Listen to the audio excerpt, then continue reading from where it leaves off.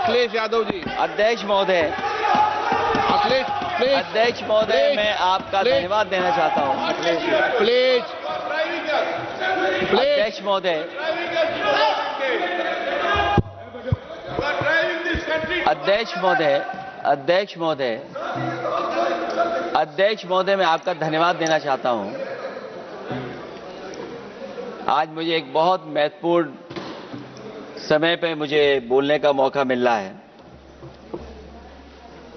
अध्यक्ष महोदय, मैं अभी भारतीय जनता पार्टी के माननीय सदस्य को भी सुन रहा था, उनके वरिष्ठ सदस्यों को भी और माननीय मंत्री जी को मैंने सुना है,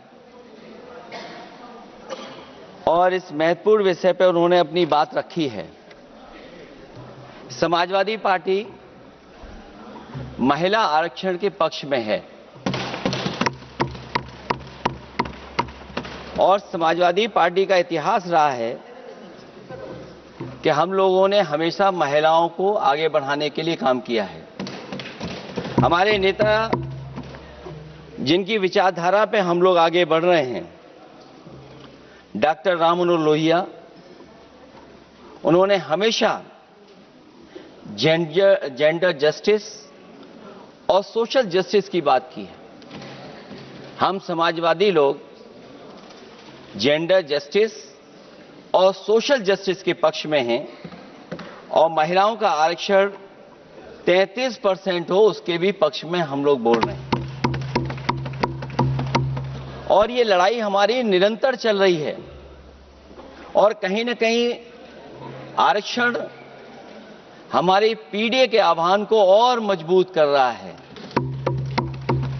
लेकिन जिस तरह की बातें हमें सुनने को मिल रही हैं, अब भारतीय जनता पार्टी नारी को नारा बनाने की कोशिश कर रही है। भारतीय जनता पार्टी इस आरक्षण को लेकर के भाजपा अपना नारी का नारा बनाना चाहती है और बदलने की कोशिश कर रही है। जिन्होंने नारी को अपने संगठन में नहीं रखा, उनके मान सम्मान के लिए कैसे रखेंगे? और अगर ये बात गलत है, अध्यक्ष महोदय, जिस पेरेंटल संगठन से आप निकले हैं उसमें मान सम्मान के लिए संगठन में कितनी नारी हैं ये बता दें आप। और इनका, क्योंकि पिछले कई वर्षों से अध्यक्ष जी ये सरकार में है और मैं सुन रहा था माननीय मंत्री जी को, मैं सुन रहा था, उन्होंने बहुत सारे योजनाएं, बहुत सारे कार्यक्रमों की जानकारी दी। लेकिन अगर हम दुनिया के आंकड़े देखें, जेंडर इक्वलिटी में हम कहां खड़े हैं? हम 146 में 127वीं जगह पर खड़े हैं। और अगर हम इनके खुद के सरकारों को देखें अगर, तो अध्यक्ष महोदय, इनके 21 जगह सरकारें हैं।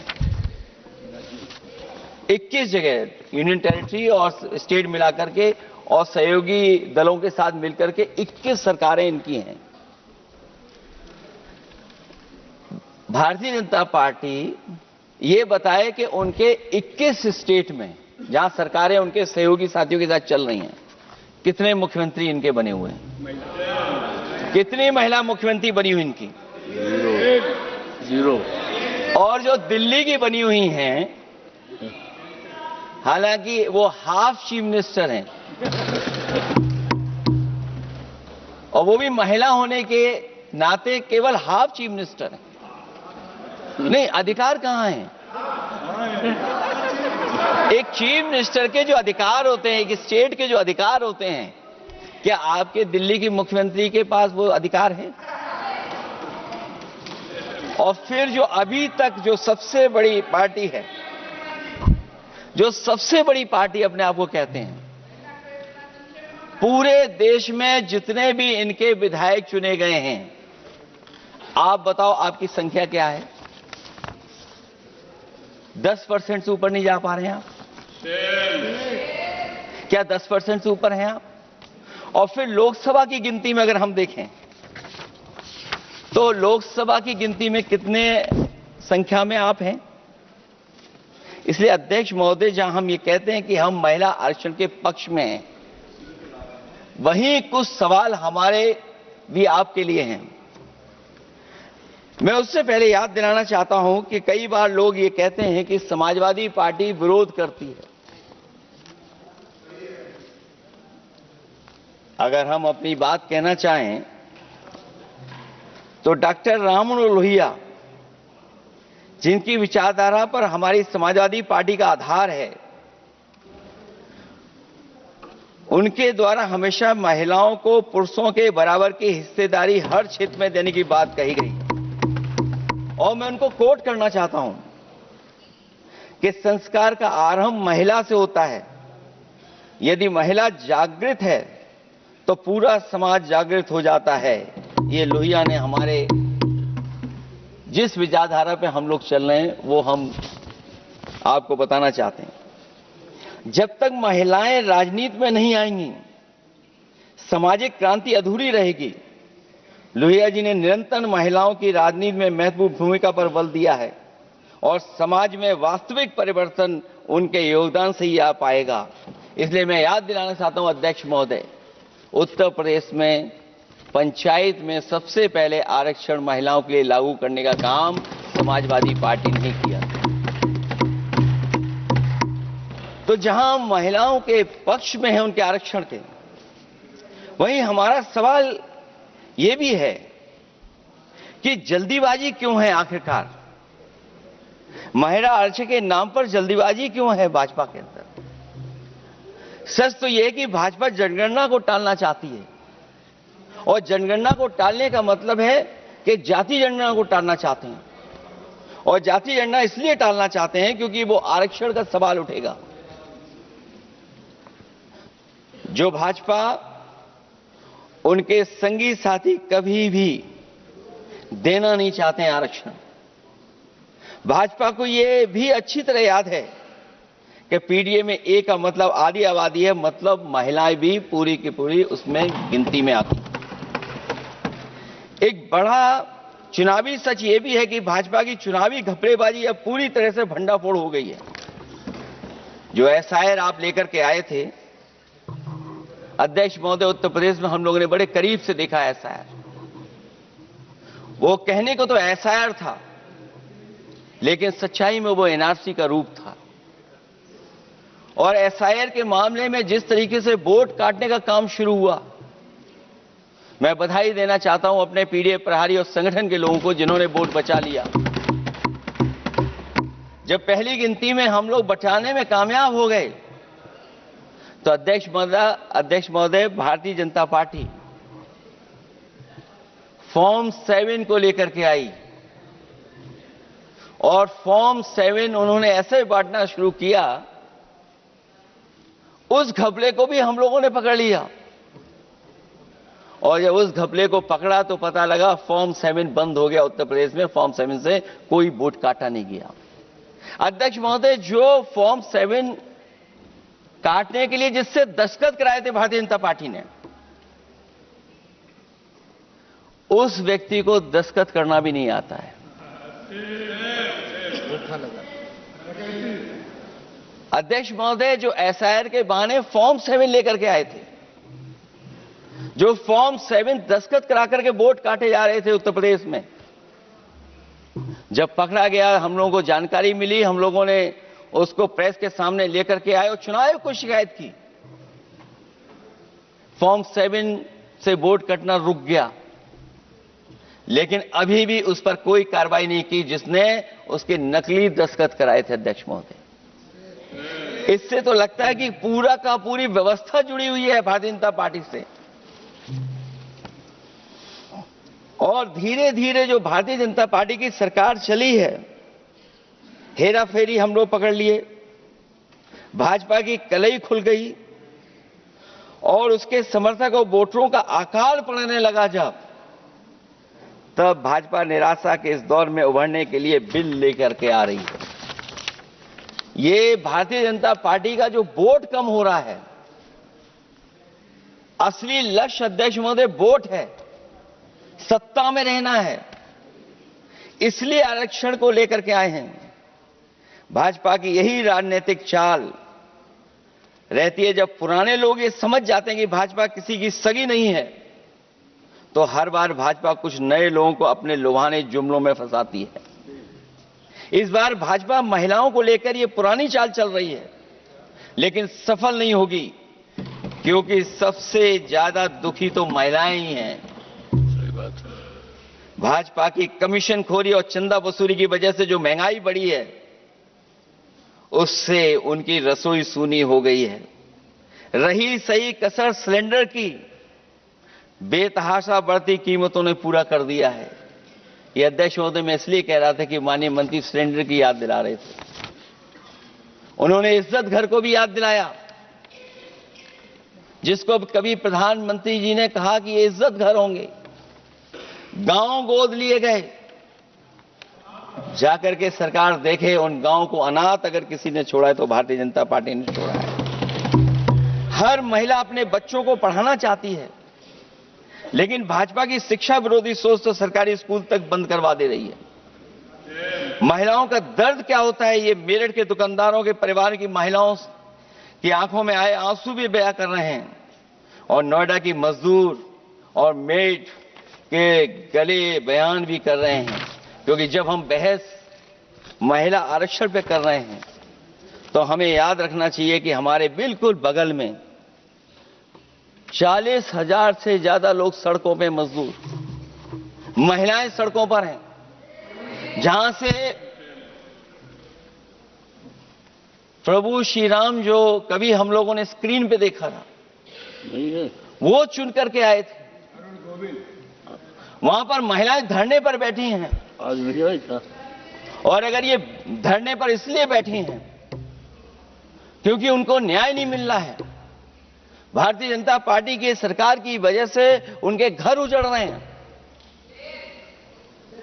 महिलाएं रो रो करके न्याय मांग रही हैं, तो मैं कहना चाहता हूं अध्यक्ष महोदय सरकार से कि अगर ये बिल इतना ही सही है तो इसे मेरठ नोएडा की पारिवारिक और कामगार महिलाओं के बीच बैठकर घोषित किया जाए कि उनके लिए इसमें क्या क्या होने जा रहा है।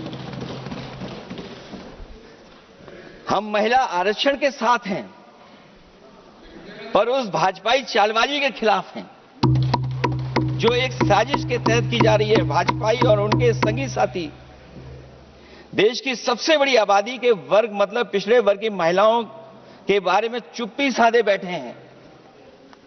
ये बात अध्यक्ष जी समझ में नहीं आ रहा है, क्योंकि जब हम लोग प्रधानमंत्री जी को सुनते थे तो वो ये कहते थे कि हम पिछड़े वर्ग से आते हैं, हम आप जैसे ही हैं, पिछड़े हैं।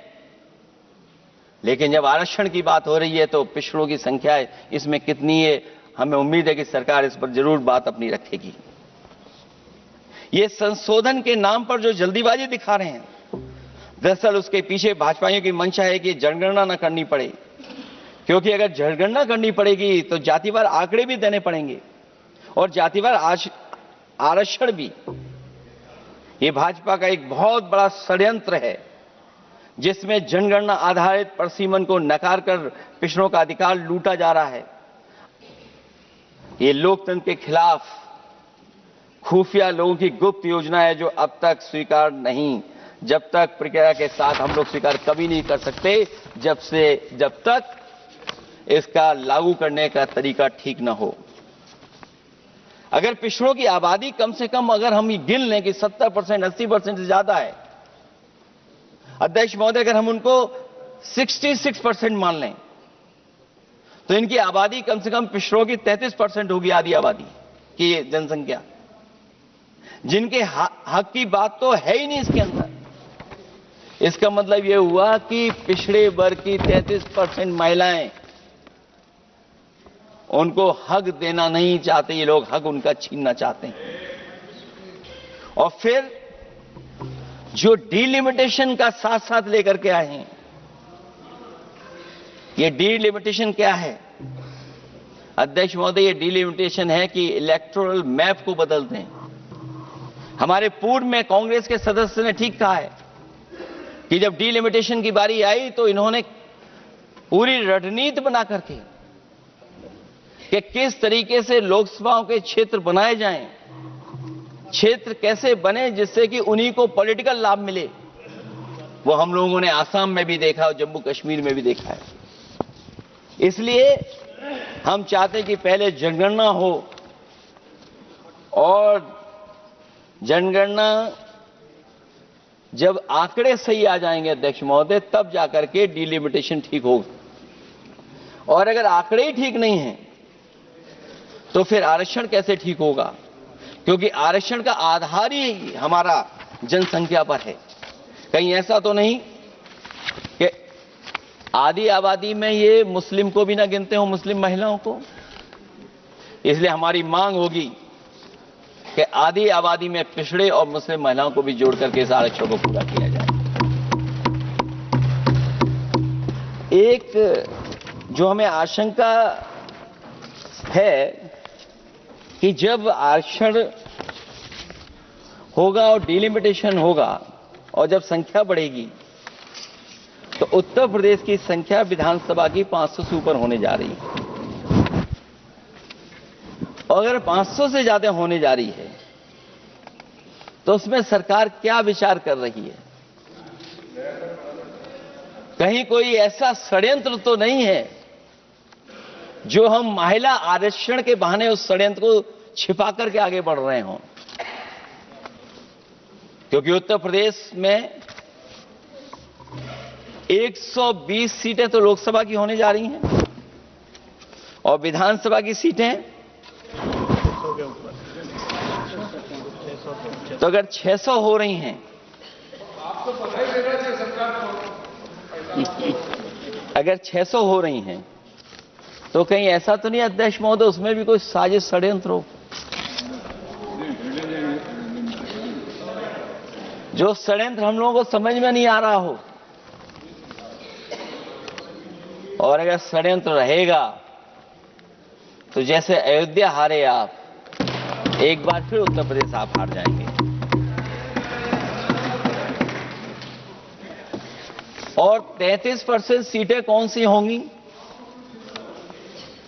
आप अगर सीट रिजर्व कर देंगे, कॉन्स्टिट्यूंसी रिजर्व हो जाएगी, तो अध्यक्ष महोदय ये महिलाओं के बीच ही कंपटीशन करा देंगे।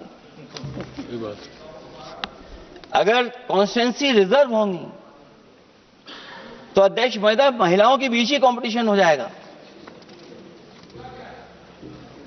क्योंकि वो अध्यक्ष महोदय वो माननीय सदस्य कह रहे हैं कि वो तो होना चाहिए, वो सास बहू वाली तो हार गई हैं आपकी।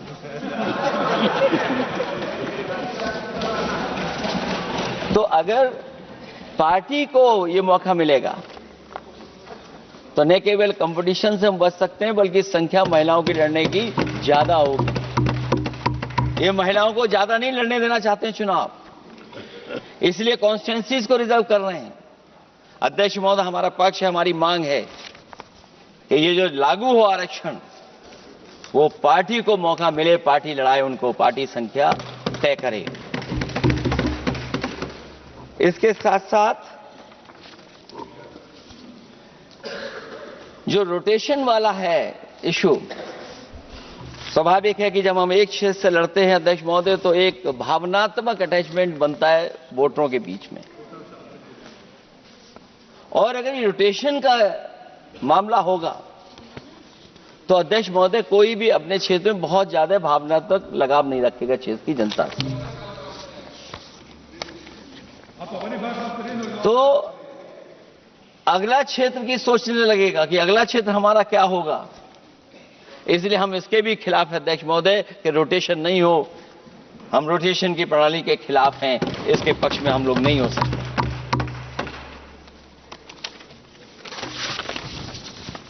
इसलिए अध्यक्ष महोदय हमारी मांग होगी कि पहले सेंसस कराए, जनगणना कराई जाए।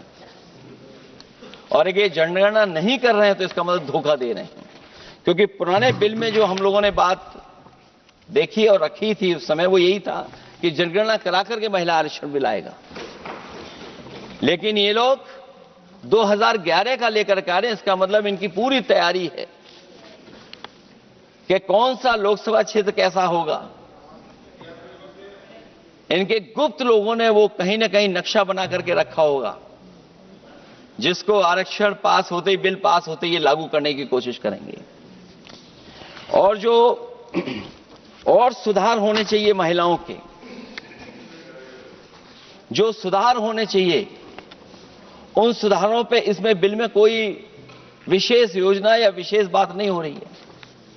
बिना उनके लिए लाभ पहुंचाए, सशक्तिकरण किए,